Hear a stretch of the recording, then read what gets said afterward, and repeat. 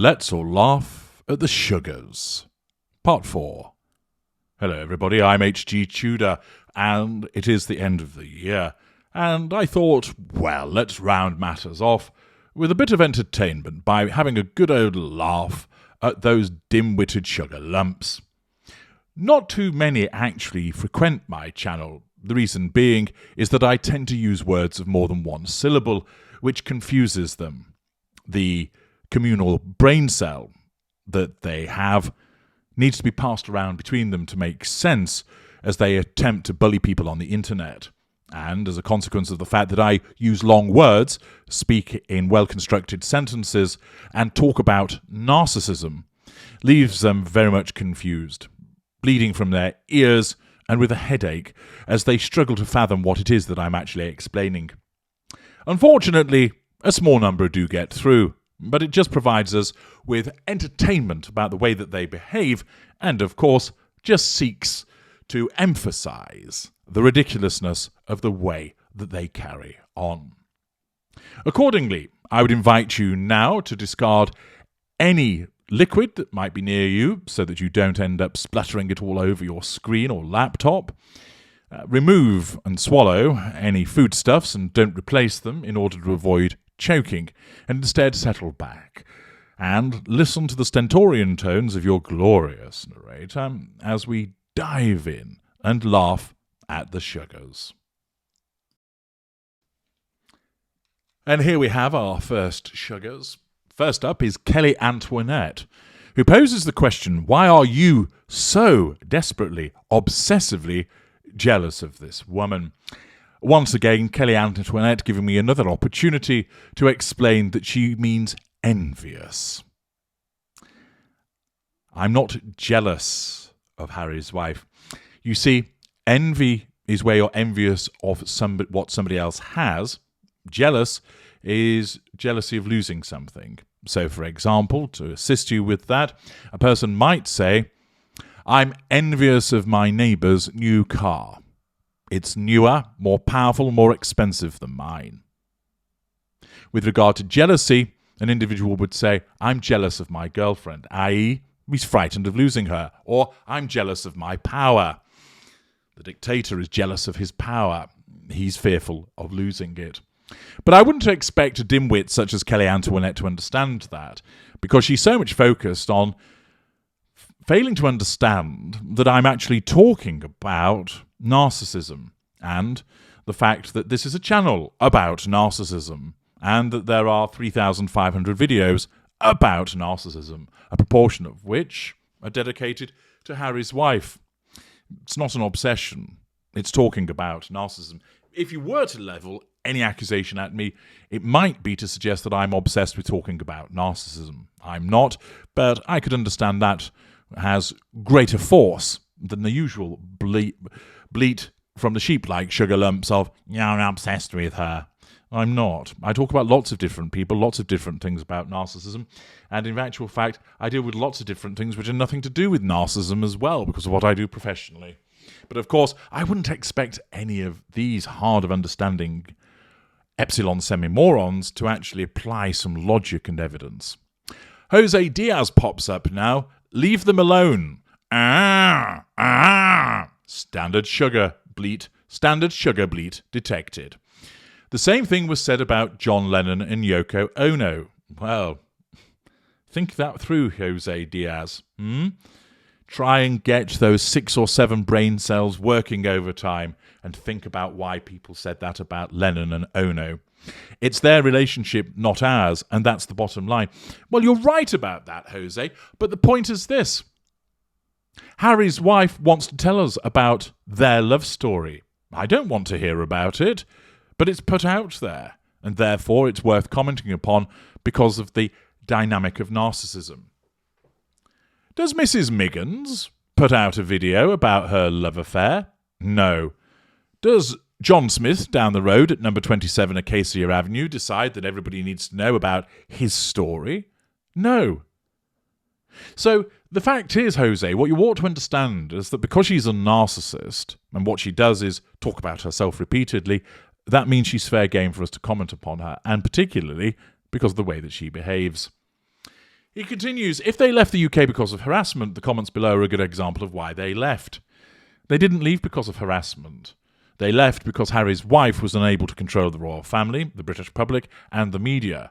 And therefore, like the mealy-mouthed, cowardly mid-range narcissist that she is, she ran away.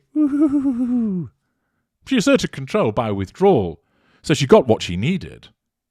But her narcissism described it as, we left because of the harassment that we were experiencing. A twist on the truth to justify the departure.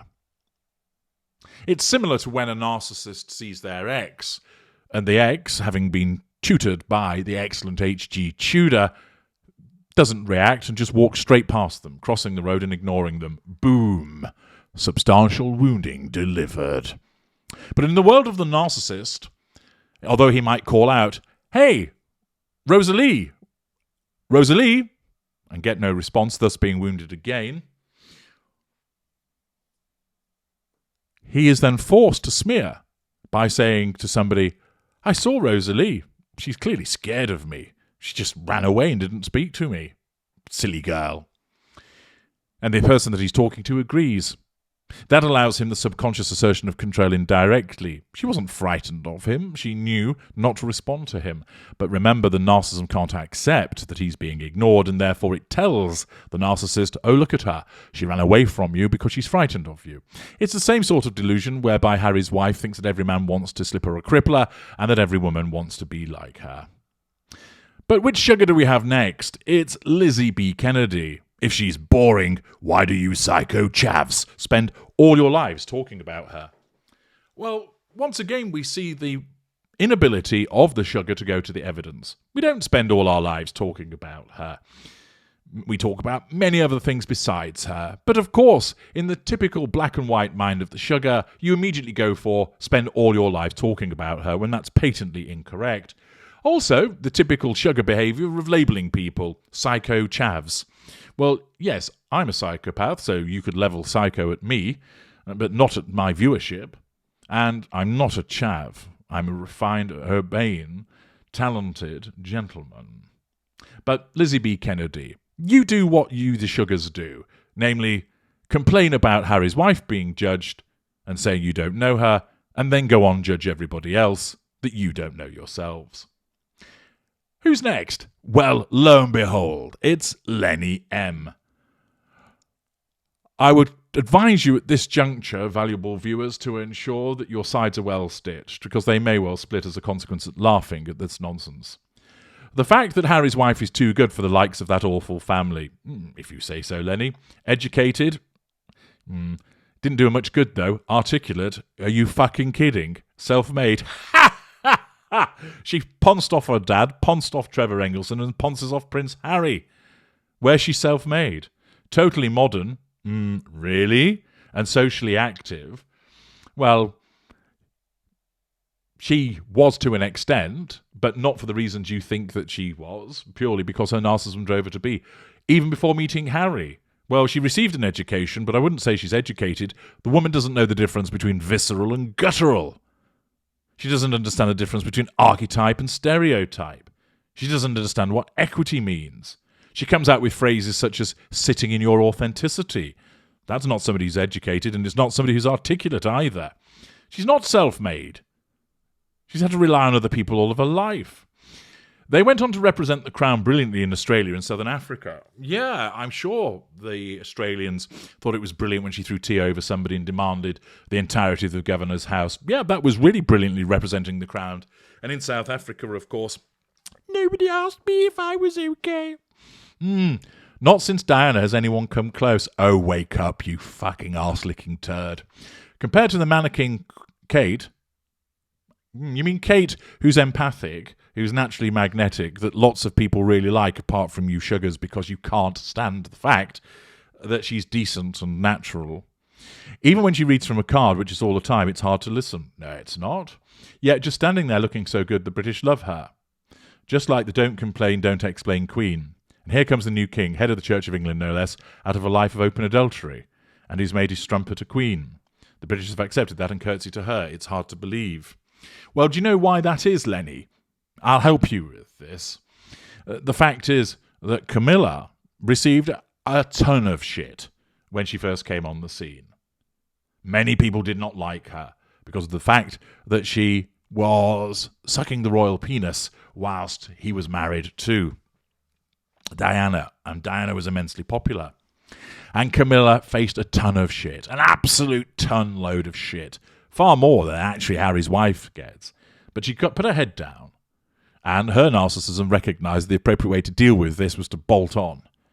And she kept quiet and ensured that through hard work, she earned the respect of many people. There are those that still don't like her, but many people have come round to her because she has done what Harry's wife is incapable of doing, exhibiting true service and servicing the machine that is, of course, the royal family.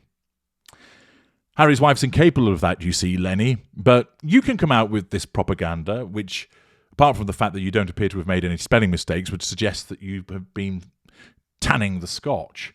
But you've given us all a good laugh as a consequence of your deluded, sugar-like behaviour. Don't go anywhere, valuable viewers. There's more sugar nonsense coming right up. Join me there.